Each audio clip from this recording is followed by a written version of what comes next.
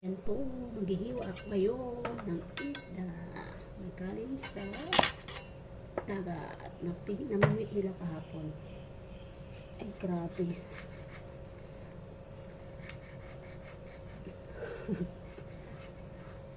Napapalikot ako ano. Ay, ang hirap. Palitan ko yung kutsilyo.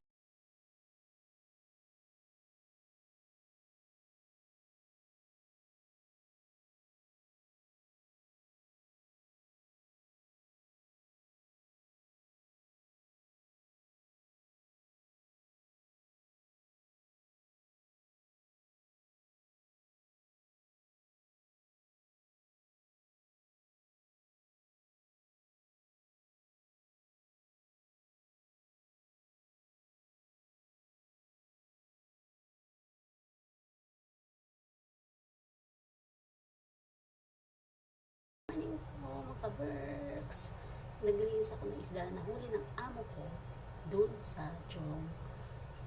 Hindi ko alam kung saan banda sa Jurong kahapon. Kasama niya na kaya. Eto siya, ang laki. Grabe, nilinisan ko, hiwain ko, lagay ko sa freezer. Laki talaga. Ayan siya. Tsaka meron pa, hiniwa ko na lang siya. Tingnan, ang laki, grabe. Laki oh. Tapos, yung mga maliliit, ganyan na lang. Hindi ko lang pang-isda ko. Nahuli nila kahapon. Ang dami. Nilinisan ko, ilagay ko sa freezer. Kasi hindi ko pa naman lutuin. Yan. Fishy. Hindi ko lang kung anong klaseng luto. Basta ilagay ko na sa freezer. Hiwa-hiwain ko. Tapos kung kailangan ko, tsaka ko nang lutuin. Lalaki, diba? Yan po, maghihiwa ako ngayon ng isda na galing sa dagat na namimit nila kahapon. Ay, grabe.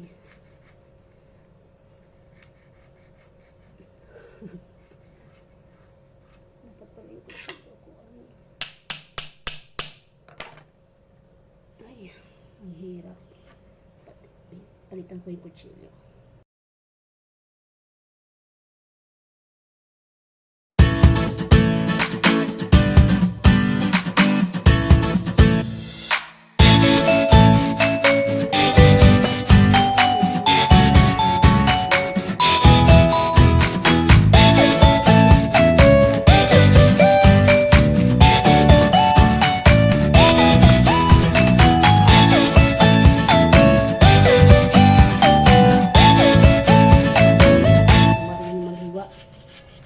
Oh my God!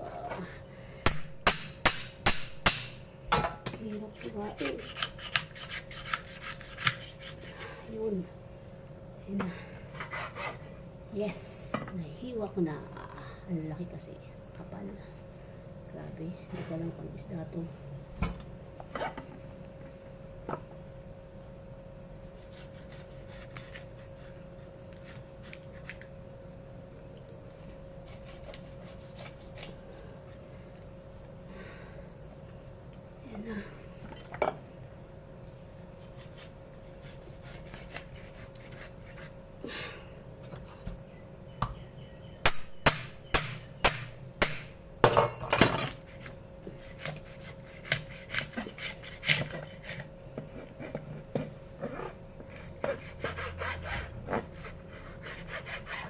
Yes.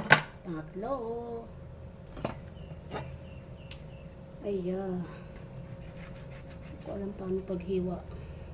May na ako nakahiwa ng malaking isda. Grabe.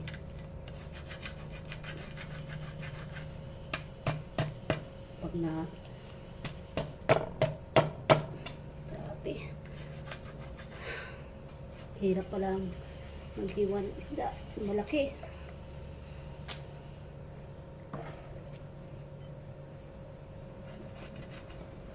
Grabe. Tulungan nyo ako guys. Paano pag-hiwa nito? Kapagod din pala maghiwa.